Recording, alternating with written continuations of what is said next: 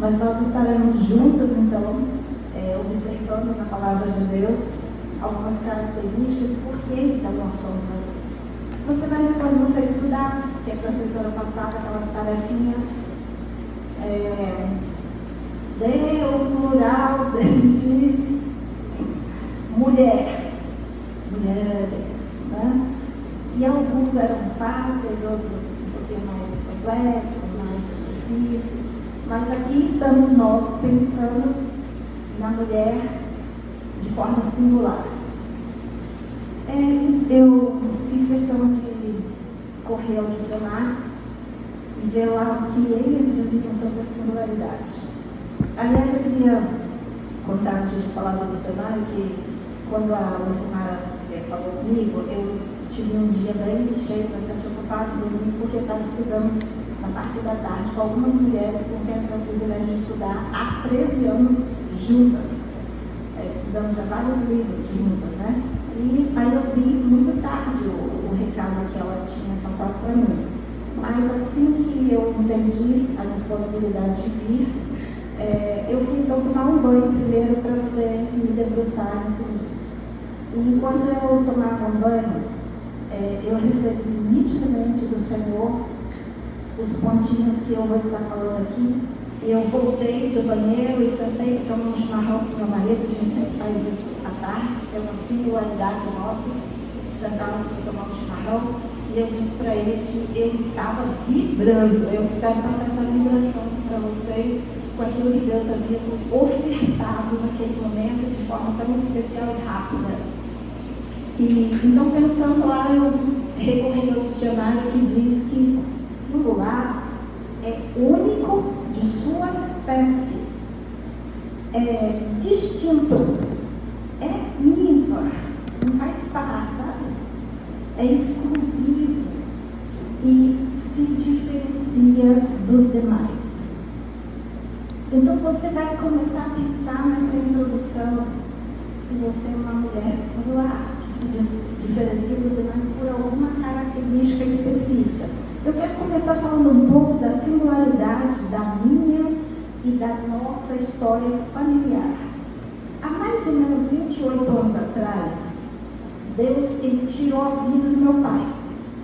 E minha mãe ficou viúva nessa época, então, com os outros filhos casados e uma filha solteira. Essa era a particularidade da minha mãe. A minha irmã, que é solteira até hoje, mora com a minha mãe, ela tem uma doença que é a epilepsia.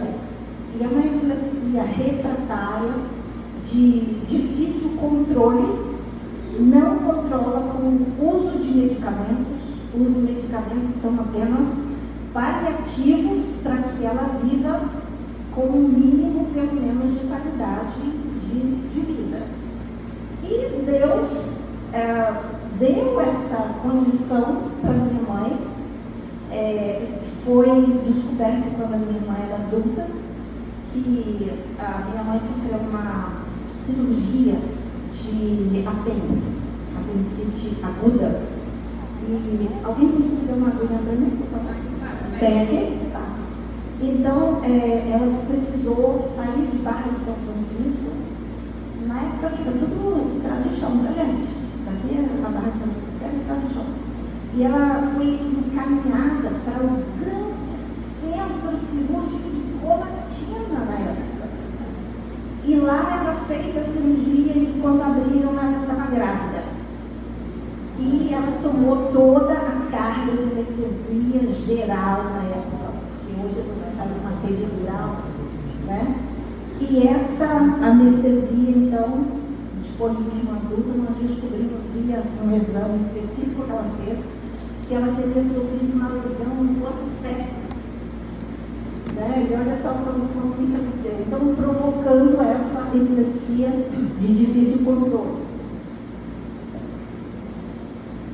Então, há 28 anos atrás, então, minha mãe fica viúva, com essa condição específica na vida. Ela, então, me fala algumas coisas pós momento da morte e aprendizado da nova vida que ela teria. E uma das coisas que ela me falou foi o seguinte: Você sabia que eu tenho desenvolvido uma fé própria agora, nessa idade da minha vida? Vocês já leram, né, que tem uma frasezinha assim ali? Descobrindo a plenitude da fé em Deus. Sabe, voltando bem atrás na história da minha mãe, ela deve ter estudado até o 2º ano, na época eu dizia 2º ano primário, né? E ela estudou e aprendeu a ler. Isso era o suficiente naquela época. Já o meu pai não tinha aprendido a ler. Quando eles casaram, com 19, 20 anos, ela ensinou meu pai, ela alfabetizou meu pai na Bíblia Sagrada. Então meu pai sabia ler. E ela, como uma mulher sábia, não estudada, porque sabedoria vem do temor ao Senhor, né? Ela conseguiu conduzir essa transformação assim, na vida do meu pai. Quando nós nascemos e quando nós crescemos ali, nós acompanhamos sempre o meu pai como um bom líder espiritual, tanto na família quanto na igreja. Então, por conta disso, a minha mãe, ela era totalmente descansada nessa liderança do meu pai. Ele era o homem que puxava o culto doméstico todos os dias em nossa casa, ele nos ensinava a palavra de Deus. Eu mesmo tenho uma particularidade de ter convertido no culto doméstico da minha casa, onde meu pai era o pregador, e naquele dia ele estava falando que filho de peixe é peixinho, mas filho de crente não é crentinho, e que você precisava tomar uma decisão para crer em Jesus Cristo como seu salvador pessoal. E eu tinha mais ou menos uns 8 anos de idade, e naquele dia, ou naquela noite do culto doméstico, eu me ajoelhei à beira da minha cama e criei no Senhor Jesus como meu salvador, entregando a minha vida para Ele, num ambiente familiar. E minha mãe, então, tendo um marido que sempre supria todas as necessidades da casa, sejam financeiras, sociais ou espirituais, ela não percebeu que todos os pedidos, todas as coisas que ela queria dirigir-se a Deus eram feitas através do meu próprio pai, que era o homem provedor da casa. Mas agora, ela estando viúva, naquela condição, como uma filha doente, sozinha, porque os outros filhos já estavam casados, ela se viu sozinha dentro de um casarão, ela começou a fazer suas próprias orações. E ela precisou fazer orações de clamor, de súplicas, que ela então até então nunca tinha feito. E ela faz essa linda declaração que havia descobrido a plenitude da fé em Deus, sendo uma mulher viúva. Então, nos últimos anos, eu também entro nessa história da singularidade da minha família, porque eu, sendo a terceira filha, descubro então, aos 40 anos da minha vida, um dia que eu estava fazendo aniversário, que eu, por exemplo, não fui planejada na família. Eu vim por acidente, cá estou eu plena, rosa, combinando com a decoração, né? A xereta veio. E os meus pais aceitaram, né? A terceira menina naquela época, não fazia ultrassom, lembra? Mais uma menina, né? Chegou mais uma, né? E minha mãe conta isso aos 40 anos da minha vida, era um domingo, um dia do meu aniversário. Ela pede a palavra no culto. E eu falo, eu tenho uma coisa estranha, essa mulher aqui na frente aqui, né? E ela foi, e ela conta essa história, e ela faz uma ponte muito linda que me emociona. Ela diz, ela não foi planejada por nós, mas ela foi planejada por Deus, porque ela toma conta de mim. Olha a singularidade dessa história. Eu poderia ficar horas aqui contando dessa história maravilhosa que minha família tem, que Deus planejou todas as coisas boas aos nossos olhos, ruins aos nossos olhos. Mas se todas as coisas cooperam para o bem daqueles que amam a Deus, dele são todas as coisas, a Ele a glória. Essa é a história da minha família. Então eu entro nessa jogada um tempo depois, nessa singularidade ali, e hoje tomo conta da minha irmã também. Então hoje eu tenho lá 2 idosas tomando conta. Às vezes elas me dão um pouquinho de trabalho. A semana passada eu falei, se fizer arte, vai cair, vai morrer. Quer morrer? Não. Então, cuidado com as artes, né?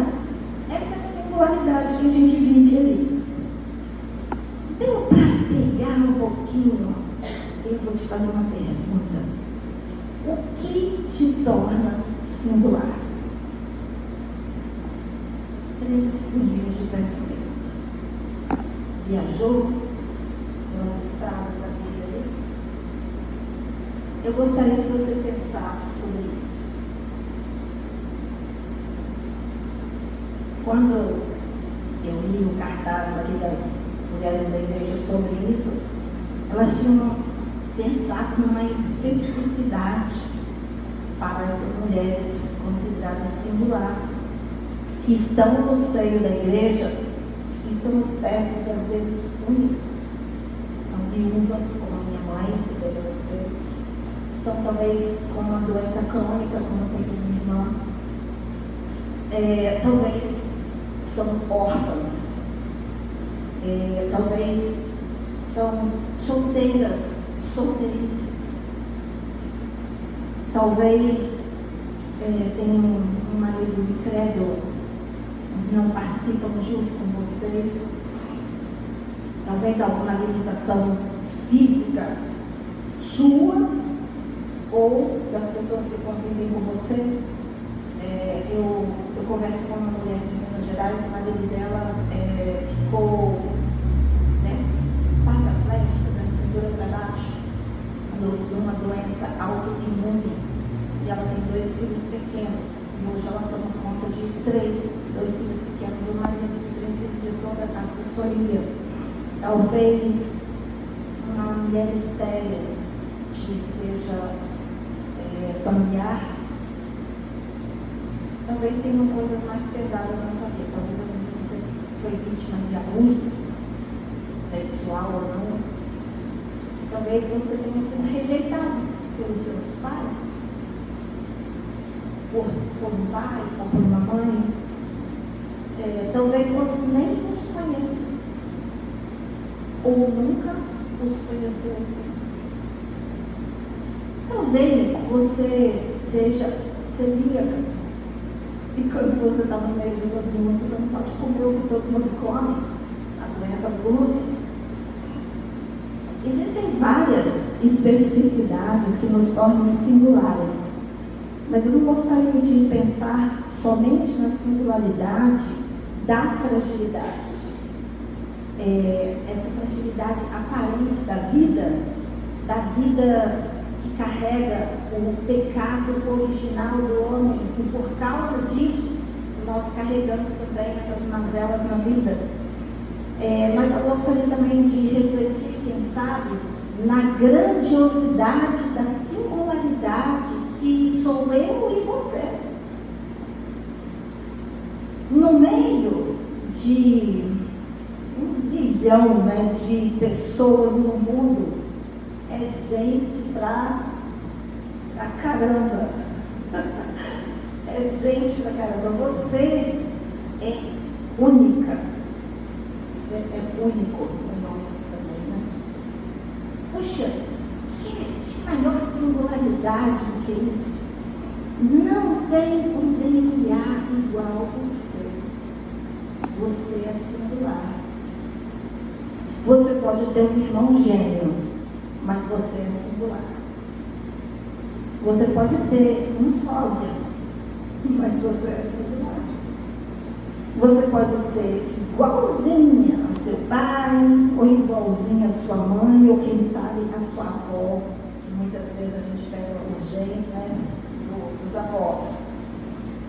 Mas você é singular, mesmo que você seja tão parecida. Isso é material suficiente para que você desenvolva a plenitude da fé em Deus.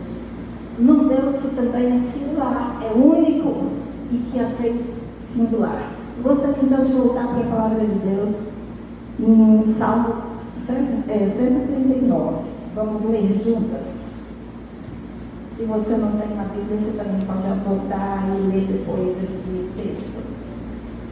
Salmo 139.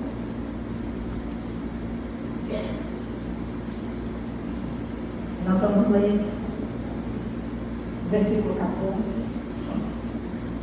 Graças te dou, Deus, visto que por modo assombrosamente maravilhoso me formastes. As tuas obras são admiráveis e a minha alma o sabe muito bem. Os meus ossos não te foram encobertos quando no oculto fui formado e entretecido como nas profundezas da terra. Os teus olhos me viram a substância ainda informe, e no teu livro foram escritos todos os meus dias, cada um deles, escrito e determinado, quando nenhum deles ainda havia. Que preciosos para mim, ó Deus, são os teus pensamentos, e como é grande a soma deles. Se os contasse, excedem os grãos de areia. Contaria, sem jamais chegar ao fim. Esse é um texto impressionantemente maravilhoso, porque o salmista viveu numa época onde a ciência não estava tão avançada no DNA como a gente tem hoje, mas a inspiração do Espírito Santo trouxe a sabedoria para que ele entendesse a singularidade na formação de um feto dentro da barriga da mãe.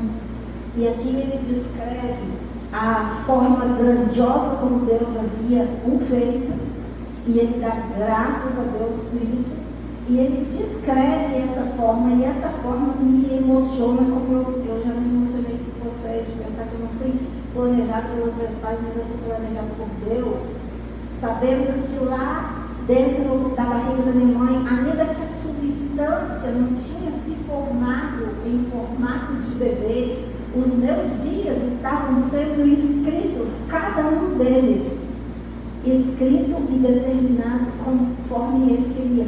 Cada dia ia sendo escrito. Por isso que eu não hesitei em dizer que eu viria quando eu fui solicitar. Porque esse dia estava escrito. A sua tarde estava escrita. E nós estamos aqui porque estava escrito.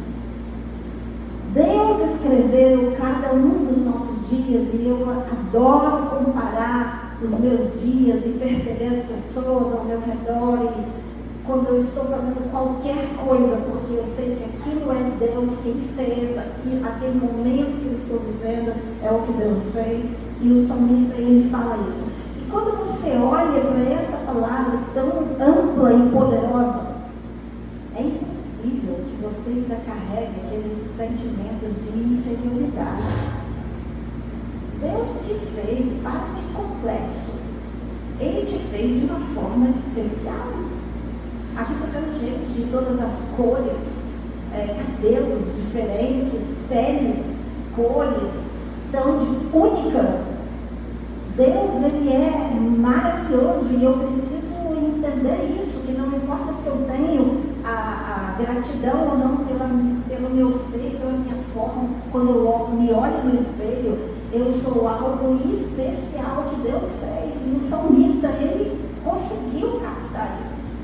Eu espero que você hoje saia daqui transformada por pensar que Deus te fez de forma singular.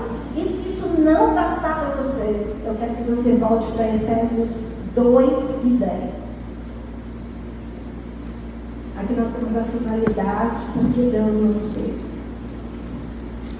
Porque somos feitura de Deus, criados em Cristo Jesus para as boas obras, para quem andássemos nas boas obras. Aqui nós encontramos também uma passagem bíblica muito sublime, linda, maravilhosa, porque os estudiosos da língua original, eles nos dizem que a palavra feitura seria melhor traduzida no português para poema. Sabe, um poema você escreve com todo cuidado, com todo jeitinho, colocando as vírgulas, as rimas nos lugares certinhos.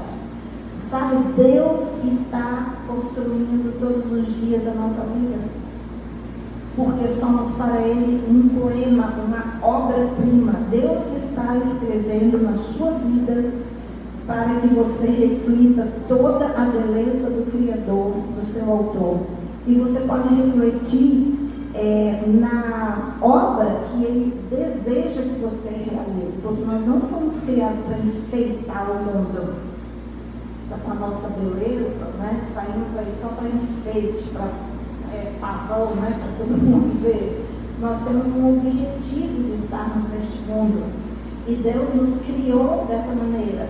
Então, as palavras que foram usadas no livro sagrado, elas nos devem livrar desses complexos que a gente tem, às vezes, de inferioridade, de não sou inteligente, de não sou bonita, de não sou assim, não sou assado, porque Deus nos fez e nos faz todos os dias mulheres especiais, e a palavra dele é quem diz isso. E Ele fez isso porque Ele se importa com você. A beleza da singularidade, ela é descrita na Bíblia, e eu quero observar agora com vocês os exemplos de singularidade na Bíblia. Até agora nós vimos como Deus nos fez, e agora nós vamos ver como Ele atendeu as expectativas daqueles a quem Ele havia feito. Nós encontramos na Bíblia várias mulheres com singularidades, com especificidades, né, específicas. E quando Deus então encarnou em seu próprio filho, né, e viveu e esteve aqui nessa terra, Ele olhou com amor e simpatia para todas essas mulheres únicas que Ele havia criado. Ele olhou também para homens. Eu não gosto muito desse discurso feminista, né? Porque olhou para a mulher. Sabe quem estava lá? A mulher, no dia que ele ressuscitou, apareceu para a mulher. Mas usa isso com uma finalidade errada, né? E não gosto muito desses discursos. Eu prefiro o aspecto do amor, da compaixão, da simpatia que Deus doou, né, para as mulheres, que naquela época eram mulheres muito olhadas como objetos, porque a cultura e a sociedade em que elas viviam era daquele jeito. Hoje nós não precisamos viver brigando por essas coisas são naturais no meio que a gente vive. Então Jesus olhou para algumas mulheres únicas. Eu queria que você lembrasse. Essa eu não vou ler a passagem, mas pode anotar, está em João 4. Depois você pode ler esse texto, ele é um texto bem longo. Ali fala da mulher samaritana. Eu não sei se você já leu. Vamos lembrar essa história um pouquinho. Eu posso imaginar essa cena. A Bíblia descreve que era assim um horário de sol muito alto, quente, um horário não muito costumeiro das pessoas irem ao poço tirar água. Se algumas de vocês estiveram na roça ou viveram na roça, funciona mais ou menos assim. Você levanta bem cedinho, antes que o sol fique bem forte, você vai com aquele jarro de cerâmica, e aí você pega aquela água bem fresquinha e leva colocando uma sombra dentro da sua casa, para que aquela falta de geladeira, né, pudesse ter uma água fresquinha para você usar o dia todo. Mas aquela mulher, a Gretchen de Samaria, ela tinha que ir em outro horário, porque ela estava no 6º marido. Não é no século XXI o 6º marido. Ela era numa época muito difícil. Essa mulher, ela tinha que ir no horário bem quente para encontrar as outras, porque tinha as doidas lá que era capaz de falar: sai, não merece também não, sai, não sou bem. Sabe? Ela evitava o confronto. Então ela ia num horário diferente, o sol estava alto e ela buscava a água da família dela. Mas Jesus, Ele escolheu esse horário. Lá tem uma mulher singular. Eu vou conversar com ela. eu vou oferecer uma água diferente para ela. E Jesus se assenta e espera essa mulher chegar.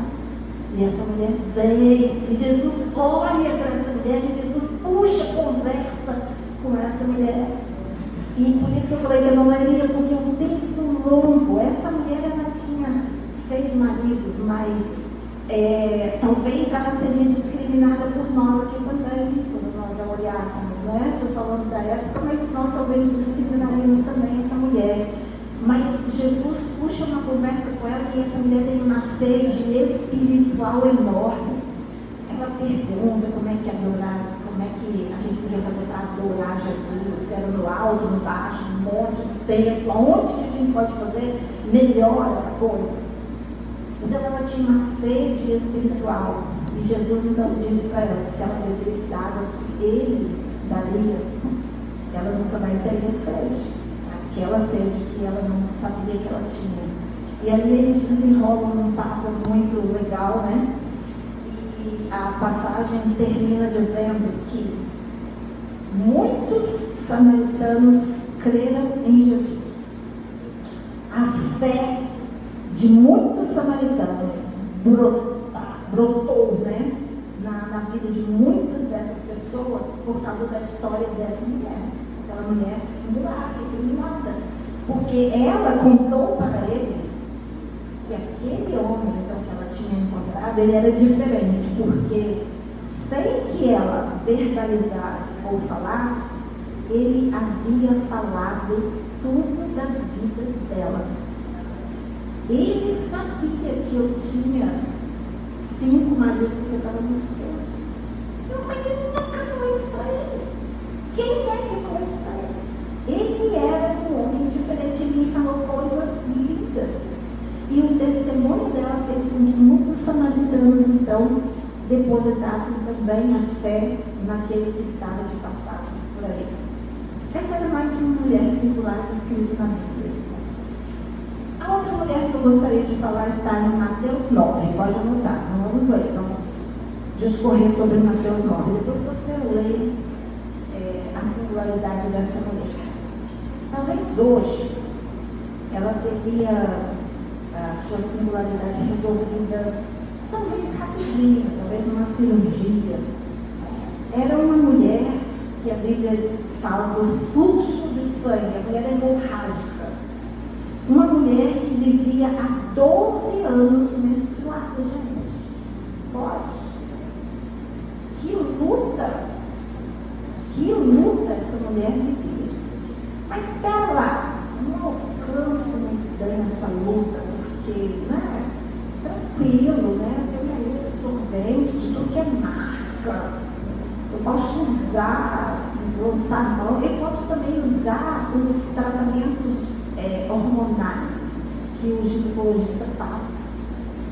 Mas essa mulher, a história diz que ela tinha gastado tudo que tinha com médicos e nada resolvia o seu problema. Mas o problema dela era muito grave, porque estar menstruada naquela época era ser imunda. Eu acredito que ela não tivesse mais marido. Eu acredito que ele já a havia rejeitado.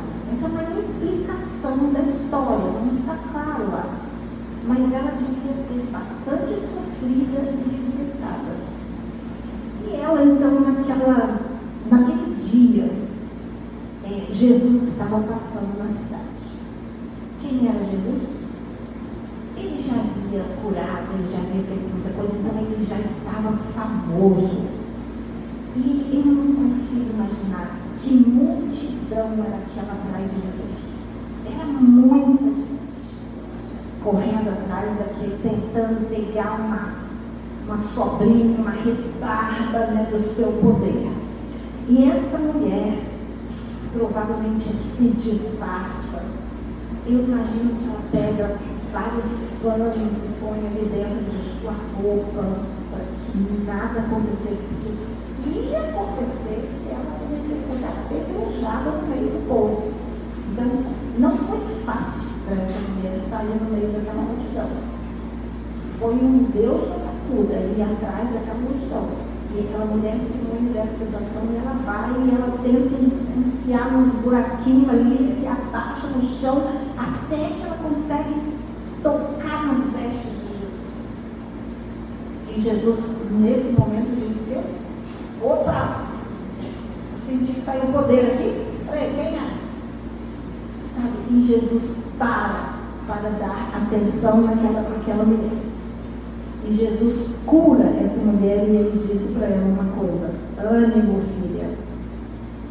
Essa palavra, são duas: ânimo, filha.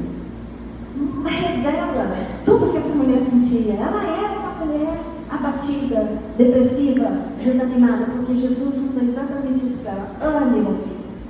A tua fé te curou. Sabe, você pode ser uma mulher singular, mas com fé e disposição nós podemos ter um encontro com Deus e sermos curadas. Eu não sei qual é a tua expectativa com relação à sua singularidade, mas com fé e disposição você pode ter a sua singularidade resolvida, quem sabe. Lucas 7 é outro texto que eu quero usar com vocês. Aqui nós vemos também uma outra mulher singular, que o texto diz que dá um título para ela, um título muito, né? A mulher pecadora. É assim que ela é descrita na Bíblia. Jesus estava como convidado de um rico fariseu. Sabe aqueles religiosos, né, que gostam de fazer tudo certinho, mas que tinham um coração mau, que fazia acepção de pessoas, que não valorizava as pessoas, mas se achava, né? Eu me acho. Esse homem convidou Jesus, né? Porque Jesus tinha fama, então eu quero Jesus na minha casa, e ele tinha condição financeira, então ele fez um banquete e ele convidou Jesus para ir lá. Mas as pessoas tiveram acesso, e onde Jesus ia, então, em frente à casa daquele homem, na janela da casa daquele homem, na porta, tinha multidão do lado de fora, e os convidados lá participando do banquete. E nesse momento, então, aparece uma mulher que consegue furar o bloqueio e chegar até Jesus. E ela chega por detrás, que foi o único espaço que ela encontrou, e era a forma como que as pessoas sentavam ao redor da mesa. Mas vocês não gostam de estar na frente da mesa, né? Lá se sentavam com o pé para trás, né? Porque senão no chão, não fala, algum banquinho, sei lá, alguma coisa assim. E os pés de Jesus então estavam para trás. Ela chega pelas costas e ela quebra de cara, não é assim, é rápido, é prático, porque as pessoas iriam tirá-la dali. Então ela tinha que cumprir o seu objetivo, rapidez. Então ela quebra que eram os vidros de perfume, eram presos em cerâmicas, né? E ela quebra aquele vidro ali e o cheiro exala pela casa toda. E quem tinha dinheiro sabia, gente, era muito caro aquilo ali. E aí os pão duros começaram a recriminar, quebrando, o perfume dentro do chão, né? E começa a ver a recriminação. Mas sendo uma mulher que não estava na alta sociedade, é um absurdo que ela tivesse conseguido juntar dinheiro para comprar esse tipo de perfume. E se você fosse uma mulher de poucas posses como ela, você ia jogar esse perfume em qualquer lugar? Né? Você ia ficar guardando para tirar umas gotinhas de vez em quando, passar aqui para colocar no corpo feminino, né? Tem que segurar, para durar muito tempo. E ela chega e derrama, porque ela sabe em quem ela está depositando todo aquele perfume. E ela foi recriminada, mas Jesus não a recriminou. Jesus se importou com ela e lhe disse: mulher, teus pecados estão perdoados. Para ela foi diferente da outra. Ânimo, filha. Essa daqui, ela tinha muita culpa no cartório. E Jesus, conhecendo todos os corações, conhecendo a singularidade de cada um, Jesus diz para ela: fique tranquila, seus pecados estão perdoados. Vai-te em paz, a tua fé te salvou. Sabe, eu poderia aqui citar várias outras mulheres em suas singularidades. Na hora que falei que Deus estava me trazendo essa palavra, me vieram muitas mulheres. Eu queria passar a tarde com vocês falando, porque essas mulheres me vieram assim, de uma forma linda, cada uma delas em suas especificidades, e vendo a forma como Jesus as tratava. Eu me encantei com cada personagem desse, mas eu selecionei essas três, o tempo é curto. E eu quero deixar esse gostinho com você. Talvez você também tenha uma mulher singular aqui da Bíblia e fala, nossa, essa história também é demais. Eu quero que você vibre com a palavra de Deus, porque ela traz essa particularidade para nós hoje, de vermos o quanto Deus se importa com essas mulheres e conosco. Eu quero que você aplique isso também na sua vida, porque Deus olha para você, Deus permitiu toda a sua singularidade para que a tua fé seja desenvolvida, para que você alcance a plenitude da fé nele. Não é à toa que nós passamos por isso. Então eu poderia aqui citar Sara, a mãe de todos, né? Ana, com sua história de Samuel, lembra disso? Raquel, que queria tanto ter filhos e Deus finalmente atendeu. Maria Madalena, aquela que tinha 7 demônios e Jesus expulsou dela para que ela tivesse uma vida liberta. Marta e Maria, 2 moças órfãs que tomavam conta de um irmão, né? E perdem o seu único amparo, que era aquele irmão, mas Jesus ressuscita Lázaro e dá total atenção àquelas mulheres também daquela casa. Eu poderia passar algumas horas citando várias mulheres e suas singularidades, mas eu queria citar uma única mulher, totalmente singular. Porque mulheres pecadoras nós temos em vários lugares, pelo mundo afora. Mulheres que sofrem de miomas e doenças que trazem hemorragia, também temos aos montes, endometriose. Talvez você seja única aqui no meio, mas nós sabemos que nós temos muitas mulheres assim. Talvez você seja divorciada, que esteja no segundo casamento, também é possível que nós tenhamos. Não é totalmente comum no meio do evangelho, mas é também uma particularidade, uma singularidade. Mas um dia Deus buscou uma adolescente singular. O nome dela era Maria. E essa mulher foi escolhida para ser a mãe do Salvador. E nunca mais nenhuma mulher engravidou do Espírito Santo. Nunca mais. Essa foi a mulher singular que Deus escolheu. Talvez nós não a escolhêssemos, porque ela era apenas uma menina ainda, ela não sabe nada da vida. Mas ela foi escolhida para ser a mãe do Salvador. E nós encontramos então nessa história que está em Lucas 1, se você quer anotar também. O anjo aparece a Maria e ele diz para ela: não tenha medo, Maria, o Senhor é contigo. Você tem medo? Medo do quê? Medo da sua história? Medo da sua singularidade? Jesus foi ao cerne da vida daquela menina, porque a particularidade dela seria o medo, porque ela enfrentaria uma perseguição, seja de língua ou seja física, enorme quando ela naquela época dissesse que estava grávida.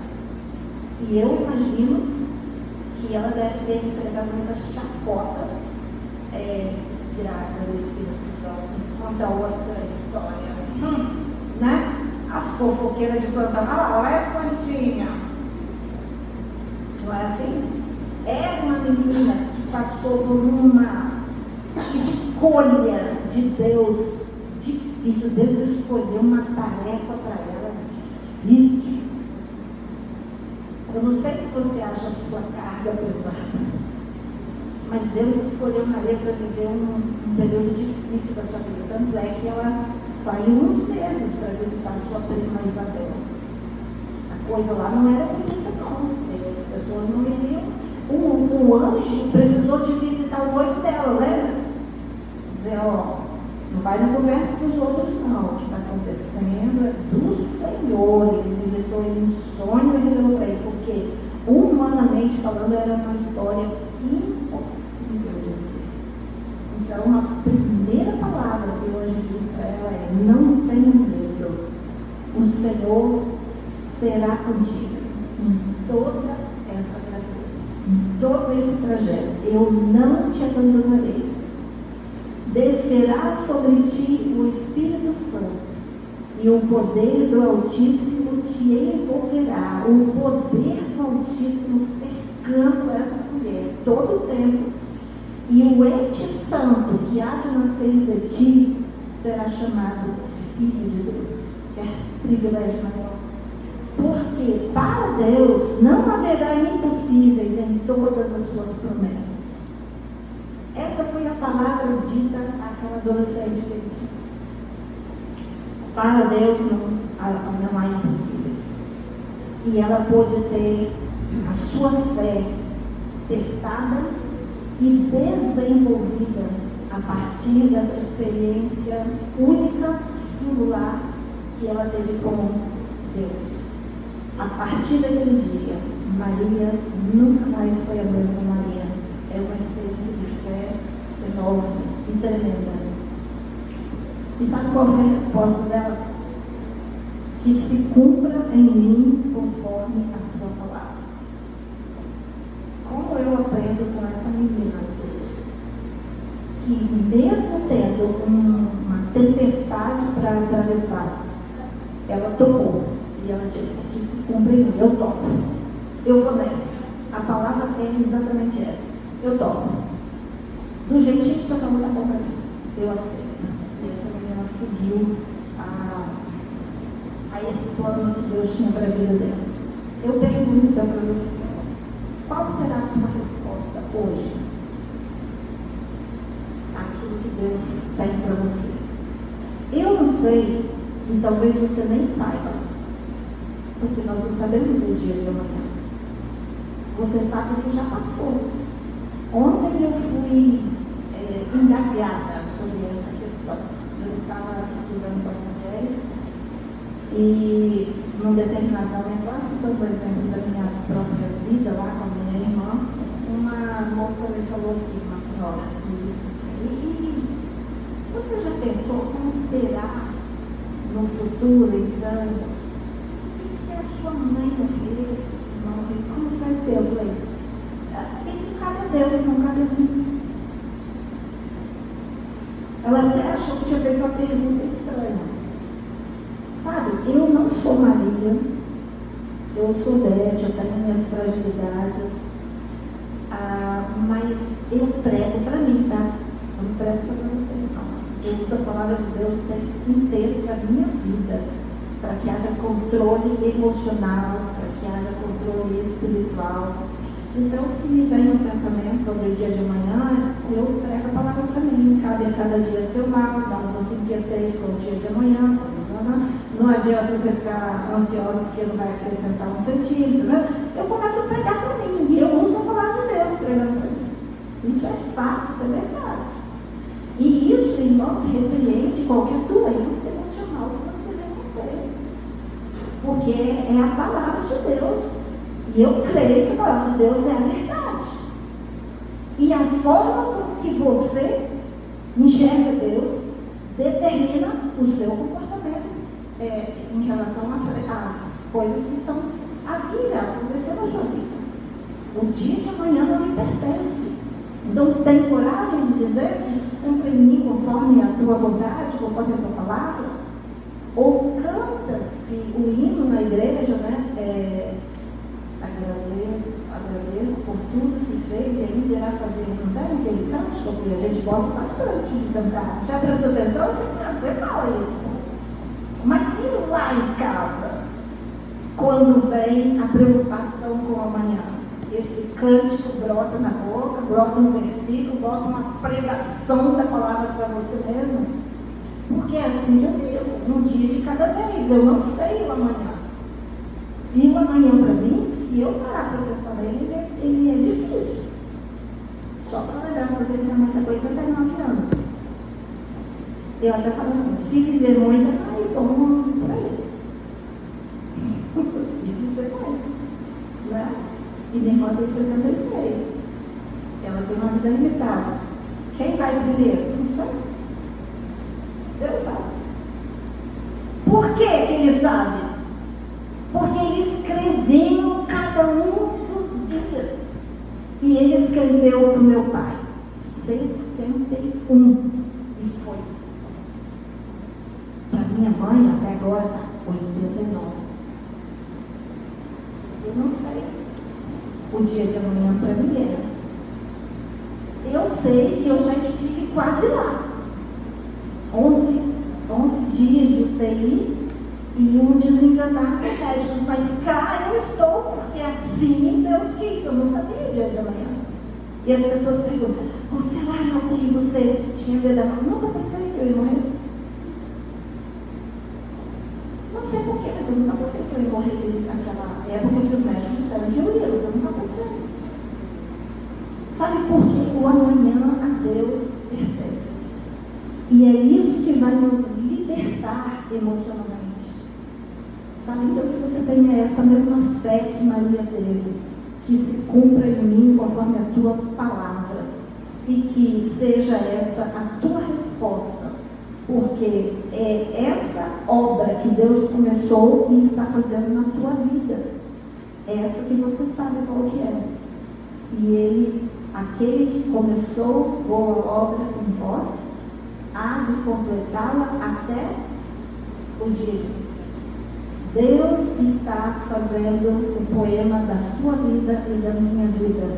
Efésios 2, somos feituras de Deus. E dia a dia Ele vai construindo a nossa história. Que você possa lembrar disso no seu dia a dia e desenvolva e descubra, né, a plenitude da fé em Deus ao observar o seu dia a dia. Porque essa é a didática de Deus. Quando Ele quer nos ensinar alguma coisa, Ele sempre diz, observar.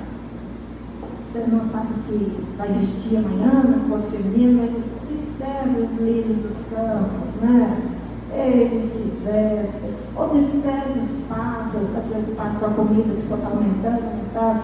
Os pássaros, alimento, eu visto. Não vos inquieteis com o dia de amanhã. O dia de amanhã a mim me pertence, diz o Senhor.